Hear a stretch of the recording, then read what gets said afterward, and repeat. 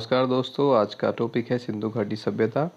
सिंधु घाटी सभ्यता को समझने के लिए हम उसे निम्न टॉपिक में बांट सकते हैं और उसे आसानी से समझ सकते हैं, जो कि है नामकरण, भौगोलिक स्थिति, कालक्रम व निर्माता, उसकी विशेषताएं, नगर योजनाएं की विशेषताएं, प्रमुख नगरों की विशेषताएं, सामाजिक, आर्थिक, धार्मिक व राजनीतिक जीवन, पतन के कारण।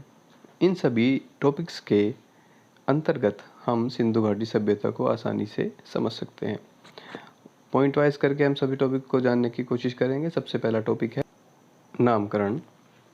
सर्वप्रथम हड़प्पा स्थल खोजा गया, जिसके कारण ही इस सभ्यता का नाम हड़प्पा सभ्यता पड़ा।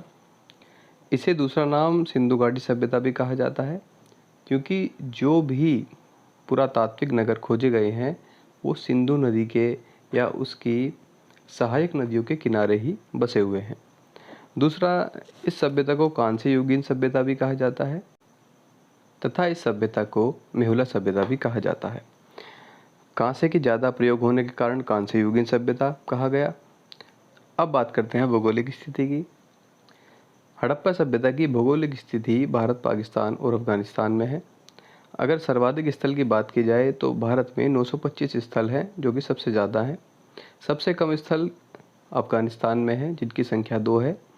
उन स्थल का नाम मुंडीगाक और शुर्तगुई भी है। इसका विस्तार दक्षिण से पूर्व की ओर था। उत्तरी स्थल मांडा है, जो जम्मू कश्मीर में पड़ता है। दक्षिणतम स्थल दैमाबाद महाराष्ट्र में है। पूर्वीय स्थल आलमगीरपुर मेरठ उत्तर प्रदेश में है तथा पश्चिमी स्थल सुतकोंगड़ो बलूचिस्तान में पड़ता है। अब बात करते हैं विशेषताओं की। यह एक आद्य ऐतिहासिक सभ्यता है, क्योंकि इसकी लिपि अभी तक पढ़ी नहीं गई है। इसमें भाव चित्रात्मक लिपि का सर्प लेखन का सर्वाधिक साक्ष्य मिलते हैं। मात्र सत्तात्मक व्यवस्था थी, समता मूलक थी, शांति प्रिय समाज था। पहली नगरीय सभ्यता कहा जाता है। इसके व्यक्ति, इसके निवासी लोहे से अपरिचित थे। कृषि के साथ व्यापार की प्रधानता थी। लेखन, गणना और मापन से परिचित थे। इसकी ये विशेषताएं अधिकतर एग्जाम्स में पूछी गई हैं। सर्प लेखन साक्ष्य का मतलब है कि जो लिपि थी वो सर्प के आकार के चिन्हों से बनी हुई है, जो आज तक पढ़ी नहीं गई है। नगर योजना की विशेषता के बारे में हम बात करते हैं तो सबसे पहली बात आती है पक्की ईंटों से भवनों का निर्माण। सड़कें समकोण पर काटती है, जिसे ऑक्सफोर्ड पैटर्न भी कहा जाता है। शहर ग्रिड पैटर्न पर आधारित थे, केवल एक शहर बनावली को छोड़कर। नगर जो थे वो पश्चिमी और पूर्वी टीलों में विभाजित थे। अधिकतर पश्चिमी टीलों में मुख्यतः प्रशासनिक भवन पाए जाते थे, जबकि पूर्वी टीलों में सामान्य नागरिक, अधिकतम जनसंख्या वहीं निवास करती थी। अगर बात करें जल प्रबंधन की तो सबसे उत्तम जल प्रबंधन इसका मिलता है। अब बात करते हैं प्रमुख नगर और उनकी विशेषताएं। कुछ प्रमुख नगर हैं, जैसे कि हड़प्पा, मोहनजोदड़ो, लोथल, चूंदड़ो, कालीबंगा, धोलावीरा और बनावली। अब एक एक करके इन सभी नगरों की विशेषताओं के बारे में जानने का प्रयास करते हैं। ये नगर अधिकतर सबसे महत्वपूर्ण नगरों में से एक हैं, जिनमें से अधिकतम साक्ष्य और इनकी विशेषताओं के बारे में एग्जाम में अधिकतर पूछा जाता है।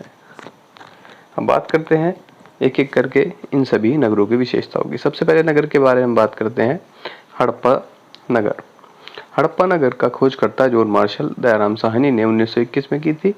वर्तमान में यह नगर पाकिस्तान में पंजाब प्रांत में है। यह रावी नदी के बाएं तट पर है। एग्जाम्स में पूछा जाता है कि किस नदी पर है, रावी नदी पर। बाएं तट पर है या दाएं तट पर, तो बाएं तट पर। यह नगर पश्चिमी और पूर्वी टीले में विभाजित था। इस नगर से उर्वरता की देवी R37 का कब्रगाह, सर्वाधिक सभी अभिलेख, मुहरे, स्वास्तिक के चिन्ह प्राप्त हुए हैं, जो कि एग्जाम्स में कई बार पूछे गए हैं। एग्जाम से पूछ सकता है कि सर्वाधिक मुहरे, स्वास्तिक का चिन्ह कहाँ से प्राप्त हुआ। दूसरा नगर आता है मोहनजोदड़ो का नगर, जो कि सबसे महत्वपूर्ण नगरों में से एक है। इसके खोजकर्ता राखलदास बनर्जी थे, जिन्होंने 1922 में इसकी खोज की थी। सिंधु घाटी के दाएं तट पर पाकिस्तान में लरकाना जिले में स्थित है। इसमें सर्वाधिक जनसंख्या निवास करती थी। महान स्नानागार था, विशाल अन्नगार थे, कांसे की नृत्य नारी की मूर्ति थी। यहीं से आप इसका आभास लगा सकते हैं, अंदाजा लगा सकते हैं कि ये कांस्य युगीन सभ्यता थी। पुजारी की मुद्रा पर अंकित पशुपति शिव की मूर्ति यहाँ पर साक्ष्य मिले हैं। मलेरिया और बाढ़ के साक्ष्य भी मिला है और इस नगर को मृतकों का टीला भी कहा जाता है। अब तीसरे नगर की बात करते हैं, लोथल नगर। इसे लघु हड़प्पा मोहनजोदड़ो भी कहा जाता है क्योंकि इसकी रचना लगभग हड़प्पा और मोहनजोदड़ो जैसी ही थी। इसके खोजकर्ता SR राव, जिन्होंने इसकी खोज 1954 में की थी। ये किस नदी के किनारे है? भोगवा नदी के किनारे, जो कहाँ स्थित है? गुजरात में। यहाँ पर बंदरगाह के साक्ष्य मिले हैं और सती प्रथा के प्रमाण कहीं कहीं से प्राप्त हुए हैं। हाथी दांत का पैमाना, चावल, धान, बाजरे के साक्ष्य यहाँ से प्राप्त हुए हैं। मन के बनाने का कारखाना, अग्निकुंड के साक्ष्य भी यहाँ से प्राप्त हुए हैं। घोड़े की मरण मूर्ति और 2 राक्षस मुंह वाली मोहर भी यहाँ से मिली है। लोथल एक महत्वपूर्ण नगर है जिससे कई बार क्वेश्चन आए हैं। तीसरा नगर है चूंदड़ू नगर, जिसके खोजकर्ता थे NC मजूमदार, जिन्होंने इसकी खोज 1931 में की थी। यह सिंधु नदी के किनारे पाकिस्तान सिंधु प्रांत में है और सिंधु नदी के किनारे ही स्थित है। यहाँ पर वक्राकार ईंटों का साक्ष्य मिला है। यहाँ पर अधिकतर सौंदर्य प्रसाधन की वस्तुएं जैसे कि लिपस्टिक, काजल, इत्र वगैरह का कारखाना के साक्ष्य मिले हैं। ये भी एक एग्जाम के पॉइंट ऑफ व्यू से काफ़ी ही महत्वपूर्ण क्वेश्चन है कि किस नगर में सौंदर्य प्रसाधन वस्तुओं के कारखाने के साक्ष्य मिले हैं। तो उस नगर का नाम है चौहुंदड़ो नगर, पाकिस्तान के सिंधु प्रांत में मिलता है। तीसरा नगर है कालीबंगा नगर। कालीबंगा का अर्थ है काले रंग की चूड़ियाँ। इसकी विशेषता यह है कि ये घग्गर नदी के किनारे है, जो कि घग्गर राजस्थान में पाया जाता है। इसके उत्खननकर्ता BB लाल थे, जिन्होंने 1953 में इसकी खोज की थी। यहाँ पर 7 अग्निकुंड, जुता हुआ खेत, हल रेखा के साक्ष्य, अलंकृत ईंटें, कच्ची ईंटों के भवन, भूकंप, ऊंट की हड्डियों के साक्ष्य मिलते हैं। कई बार इनसे क्वेश्चंस बने हैं। अगले नगर की बात करते हैं हम, तो अगले नगर में आता है धोलावीरा नगर। इसके खोजकर्ता RS बिष्ट थे, जिन्होंने 1991 में इसकी खोज की थी। यह गुजरात में कच्छ के रण में स्थित है। यह नगर 3 भागों में विभाजित था, दुर्ग, मध्य नगर और निचला नगर। आयताकार उन्नत जल प्रबंधन व्यवस्था यहाँ पर पाई जाती है।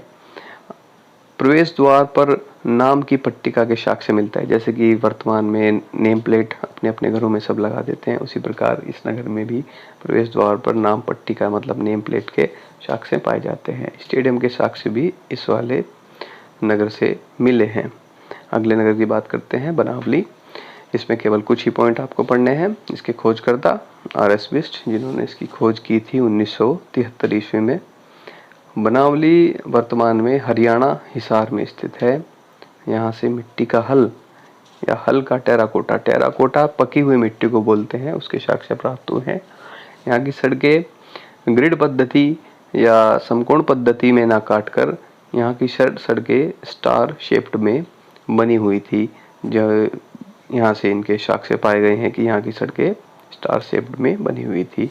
अब हम अगले टॉपिक पर आते हैं कि सामाजिक, आर्थिक और राजनीतिक जीवन इनका कैसा था। तो ये एकमात्र प्रधान समाज था। दास प्रथा, सती प्रथा की प्रथा यहाँ प्रचलित थी। मनोरंजन के साधन की बात करें तो नृत्य, संगीत, शिकार, मिट्टी के खिलौने आदि इनके मनोरंजन के साधन थे। प्रमुख फसलों की बात करें तो चावल, गेहूँ, जौ, सरसों आदि के खेती करते थे। गन्ने की खेती ये नहीं जानते थे। कपास के प्रमुख उत्पादक थे। पशुपालन में गाय, बैल, भेड़, बकरी, सुअर, कुत्ते, कुबड़ वाला सांड इन्हें अत्यधिक प्रिय था। घोड़े से अपरिचित थे, बाघ से परिचित थे।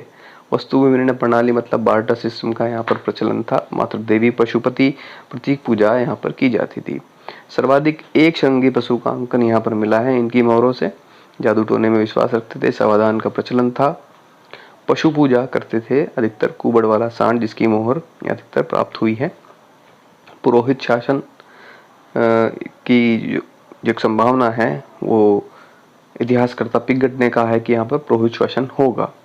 दूसरा, RS शर्मा ने कहा है कि यहाँ पर वणिक वर्ग का प्रधान शासन होगा, जबकि विलियम हंटर ने कहा है कि यहाँ पर जनतांत्रिक शासन होगा, और AL बाशम ने कहा है कि धर्मतंत्रीय शासन होगा। सभी ने अपने अपने विचार दिए हैं। इसके पतन के कारणों के बारे में बात करें तो एक निश्चित कारण नहीं है, फिर भी बाढ़, जलवायु परिवर्तन, भूकंप, महामारी, प्रशासनिक शिथिलता, व्यापारिक असंतुलन और बाह्य आक्रमण कुछ मुख्य तथ्य हो सकते हैं जिससे कि इस सभ्यता का पतन हुआ हो। सभ्यता का पतन का मतलब उसकी जनसंख्या का पतन नहीं है। सभ्यता का पतन का मतलब ये है कि जो उसके महत्वपूर्ण नगर थे या उसके स्थल थे उनका विनाश हो गया था। जनसंख्या उन नगरों से कहीं और चली गई थी और ग्रामीण सभ्यता को अपना लिया था।